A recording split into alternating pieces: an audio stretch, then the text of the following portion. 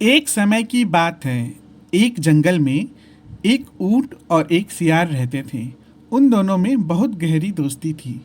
कोई भी काम हो दोनों हमेशा साथ साथ मिलकर करते थे। जंगल के पास एक नदी थी। नदी के उस पार एक छोटा सा गांव था जहां एक किसान रहता था। उसने अपने खेतों में ढेर सारे खरबूजे उगा रखे थे। सारे खरबूजे पक चुके थे और उसकी खुशबू जंगलों तक पहुंच रही थी। एक दिन सियार को बहुत ज़ोर से प्यास लगी और वह पानी पीने नदी के पास पहुंचा। पानी पीते हुए सियार ने जब पके हुए खरबूजों की खुशबू सूंघी तो उसके मुंह में पानी आ गया। वह तुरंत अपने दोस्त ऊंट के पास गया और पके हुए खरबूजों के बारे में बताया। खरबूजे का नाम सुनते ही ऊंट के मुंह में भी पानी आ गया। फिर दोनों ने मिलकर यह निर्णय लिया कि आज का भोजन दोनों नदी के पार खेत में लगे खरबूजों को खाकर ही करेंगे। दोनों खेत की ओर चल दिए। जैसे ही वे नदी के पास पहुंचे, सियार बोला, ऊंट भाई, तुम मुझे अपनी पीठ पर बैठा लो ताकि मैं भी नदी को पार कर कर खरबूजे खाने जा पाऊं। ऊंट सियार को अपनी पीठ पर बैठा लेता है और दोनों नदी पार कर लेते हैं। इस प्रकार दोनों खरबूजे की खेत में पहुंच जाते हैं जहां उन्हें बड़े ही मीठे मीठे खरबूजे खाने को मिले और दोनों ने जम के तरबूज खाए। लेकिन सियार का पेट छोटा होने के कारण जल्दी भर गया और वह खुशी के मारे ज़ोर ज़ोर से चिल्लाने लगा।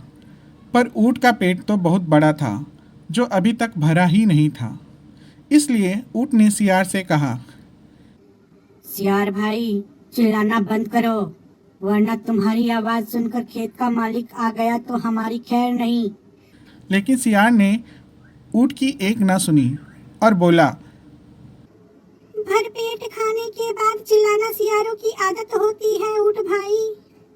इतना कहकर सियार अब पहले से भी अधिक जोर से चिल्लाने लगा।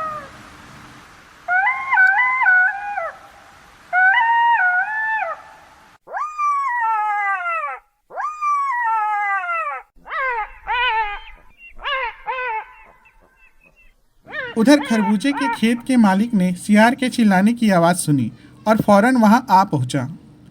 सियार एक पेड़ के पीछे छिप गया, लेकिन ऊंट वहीं खेत में खड़ा रहा क्योंकि छिपने के लिए उसका शरीर बहुत बड़ा था।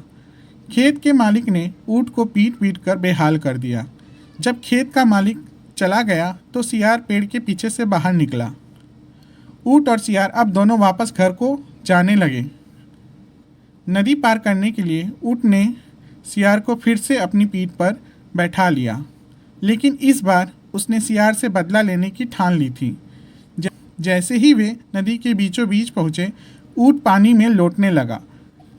यह देखकर सियार घबरा गया और ऊंट से बोला, अरे ऊंट भाई, यह तुम क्या कर रहे हो? क्या तुम्हें नहीं दिख रहा है मैं डूब रहा हूँ? ऊंट इस बार बोला,